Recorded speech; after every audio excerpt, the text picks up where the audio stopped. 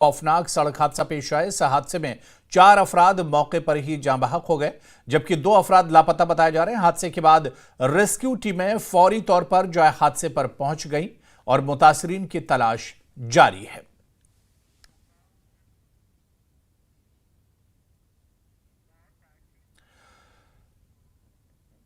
Kulgam police ने मिट्टी के तेल की ब्लैक मार्केटिंग और जखीरा अंदोजी को नाकाम बनाया। पुलिस ने एक शख्स को गिरफ्तार कर लिया। इस शख्स से तकरीबन 1400 लीटर मिट्टी का तेल कब्जे में लिया गया है।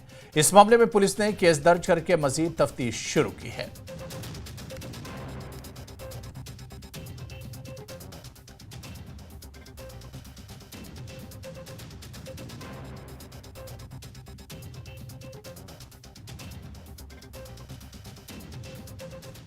उधर सुरनकोट में पुलिस ने अवैध शराब की 146 बोतलें बरामद की हैं। दरअसल पुलिस को सूचना मिली थी कि सुरनकोट कस्बे में कोऑपरेटिव बैंक के करीब एक मकान में अवैध शराब की बिक्री की जा रही है, जिस पर कार्रवाई करते हुए पुलिस ने मकान पर छापा मारा। पुलिस ने अवैध शराब की 146 बोतलें और 62,000 रुपये बरामद किए।